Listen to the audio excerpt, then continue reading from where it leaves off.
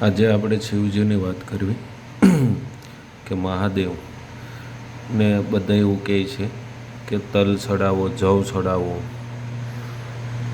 દૂધ ચડાવો, ઘણી એવી વસ્તુ, જળ ચડાવો, ઘણી એવી હજારો વસ્તુ છે. પણ મેં આજે એક વસ્તુ જોઈ કે આપણે શિવજીને જળ હું પણ રોજે ચડાવું છું શિવલિંગને, ક્યારેક ક્યારેક મંદિર પણ જાઉં છું.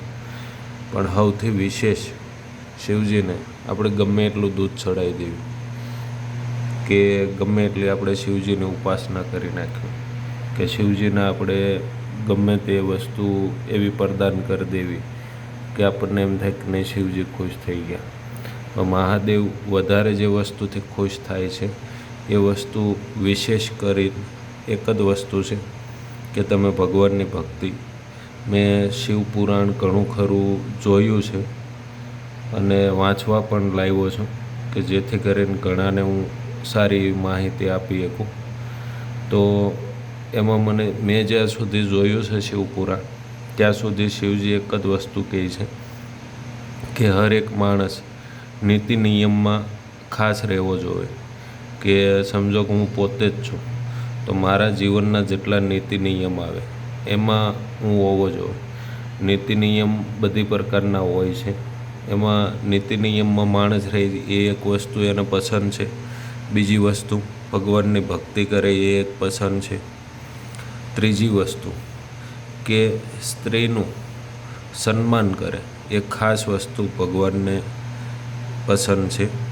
અને ભગવાને કથામાં પણ મેં જોયું છે, તમે શિવપુરાણ જોયું છે, તમને ખ્યાલ હશે, સ્ત્રીનું વધારે મહત્ત્વ આપ્યું છે.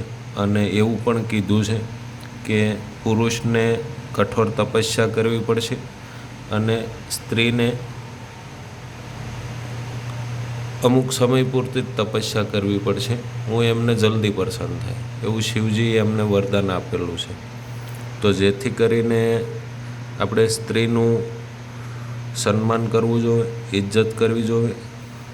અને જેમ બને તેમ શિવજી એવું કહે છે કે તમે સુધરવા માંગો, જેટલી આપણી બુરી લતો હોય એને હટાવવી પડે અને પછી આપણે શિવજીની ભક્તિ કરવી તો આપણને શિવજી વધારે પ્રસન્ન થાય અને ખુશ પણ થાય. આ મારો ખુદનો અનુભવ છે કે આપણી અમુક ખરાબ આદતો હોય એને આપણે સુધારી દેવી તો ભગવાનને વધારે પસંદ છે કે નહીં આ ભક્ત બરાબર છે. બાકી આપણે ગમે એટલી પૂજા કરવી, ગમે એટલું દૂધ ચડાવવી, ગમે તે વસ્તુ ચડાવવી, એ વસ્તુ આપણે ચડાવવી એ જ રહેશે. પણ આપણે ખાસ જરૂરી છે કે આપણે આપણા નીતિ નિયમમાં રહેવું. રાવણ પણ ભગત હતો મહાદેવનો. એ સમયમાં એની જેવો ભગત કોઈ થઈ નહીં શકે. પણ આપણને બધાને ખબર જ છે કે રાવણની દુર્ગતિ કેમ થઈ.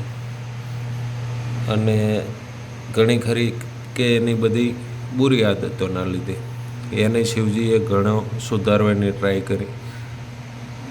પણ આપણી જે વસ્તુ અમુક એ બધી કથાઓ આપણને એ જ શીખવાડે છે કે આપણી અમુક જે ખરાબ આદતો છે એને સુધારો અને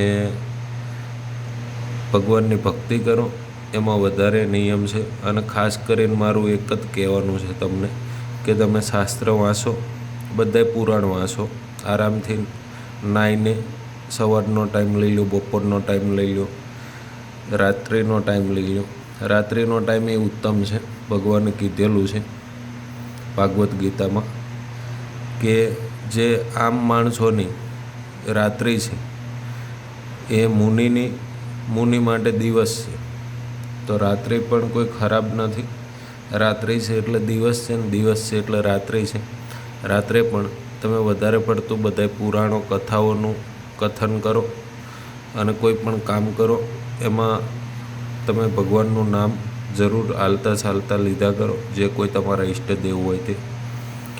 અને જો તમારા ઈષ્ટદેવ ન હોય, નહીં ભગવાનને માનતા હો તો આજથી શરૂઆત કરજો મહાદેવને માનવાનું. તમને જીવનમાં ઘણો ફરક દેખાશે. મારા અનુભવની વાત છે. બાકી તમને ધન્યવાદ. મહાદેવ.